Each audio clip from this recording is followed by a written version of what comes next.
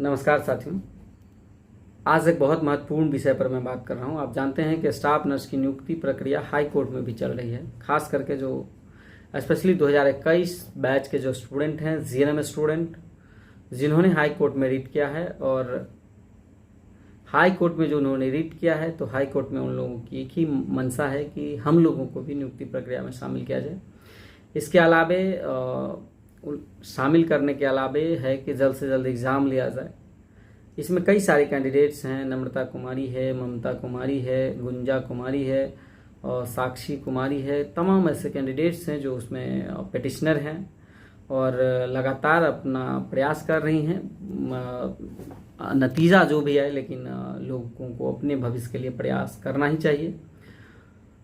इस केस की जो है सो सुनवाई थी आज। केस की जब आज सुनवाई थी, आज मतलब कि कल देर शाम कल सुनवाई थी, यानी कि 20 तारीख को सुनवाई था। 20 तारीख को पटना हाई कोर्ट में अपियरिंग के जो छात्रों ने केस किया है उसकी सुनवाई थी, और हाई कोर्ट ने की सुनवाई सुनी, लेकिन साथ ही साथ उसमें कुछ डिफेक्ट था।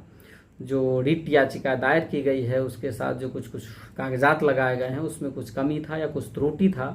तो ऑनरेबल हाई कोर्ट ने, ऑनरेबल जस्टिस ने कहा है कि जो डिफेक्ट है वो उसको समाप्त किया जाए, उसकी उस कमी को दूर किया जाए।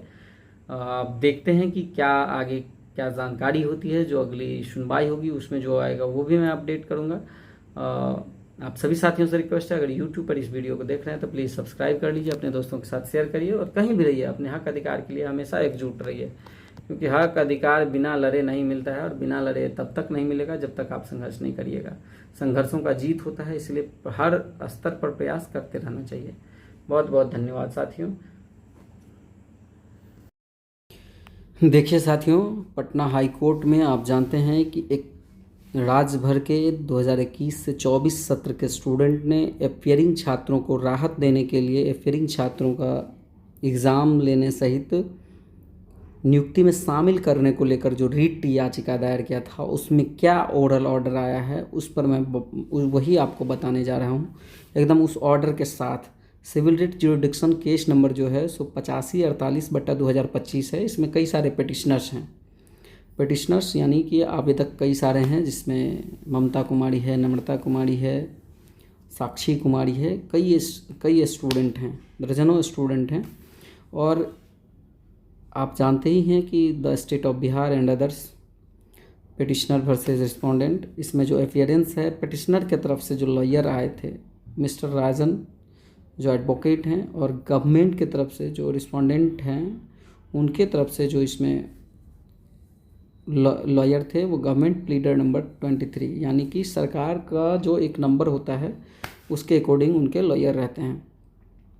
देखिए, इसमें जो केसेस है इसमें 21-24 सत्र के जो जीएनएम के स्टूडेंट हैं उन लोगों ने हाई कोर्ट में रीट किया है कि नियुक्ति काफ़ी लंबे समय बाद आती है, हम लोगों को मौका मिलना चाहिए और एग्ज़ाम जल्द से जल्द हो। इसमें पार्टी कई लोगों को बनाया गया है। देखिए, पहले बात तो बिहार सरकार को पार्टी बनाया गया है, दूसरी बिहार सरकार के साथ साथ बीटीएससी को बनाया गया है, तीसरी बीएनआरसी पटना को पार्टी बनाया गया है, और विभाग को बनाया गया है। तो और सबका अपना अलग अलग रूल है इसमें। आप जानते हैं कि बीएनआरसी एग्ज़ाम कंडक्ट करती है नर्सिंग का 2022 सेशन तक के बच्चों का, उसी को एग्ज़ाम कंडक्ट करना है। उसके बाद यूनिवर्सिटी के पाले में है।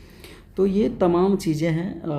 जब इस पर कल सुनवाई हुई तो उस पर जो जस्टिस हैं honourable mister justice Rajesh Kumar Verma, उन्होंने ऑर्डर दिया, as prayed for learned counsel for the petitioners is permitted to remove all defect. जो पिटिशनर्स के तरफ से लॉयर थे उन्होंने प्रे किया कि जो डिफेक्ट है ऑफिस के द्वारा, जो कुछ उसमें क्लू पाया गया है, कुछ कमियां पाई गई है, उसको हम लोग दूर कर लेंगे। और which this application shall stand rejected without further reference to a bench. उन्होंने कहा है कि जो कमियां हैं उसको दूर कर लीजिए, अन्यथा रिजेक्ट हो सकता है। साथ ही साथ सभी लोगों को इसमें नोटिस भी आगे भेजा जाएगा, नर्सिंग काउंसिल को भेजा जाएगा, बिहार सरकार को भेजा जाएगा जवाब देने के लिए।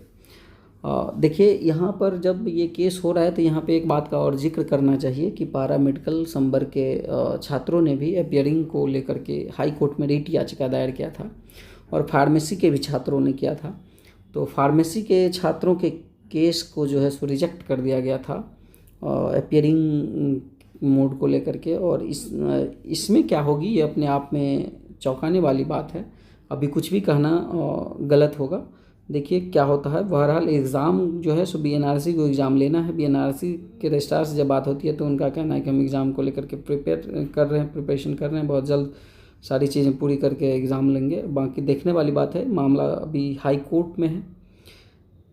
कोर्ट का क्या आदेश होता है वो भी मैं आप लोगों को बताऊंगा। फिलहाल ओरल ऑर्डर यही है, जो डिफेक्ट है वो डिफेक्ट को रिमूव करने का जो ऑफिस के द्वारा पॉइंट आउट किया गया है, सारी डिफेक्ट को हटाने का। तो आगे जो भी होगा वो मैं आपको अपडेट दूंगा। यूट्यूब पर अगर वीडियो को देख रहे हैं तो प्लीज़ सब्सक्राइब कर लीजिए। Thank you.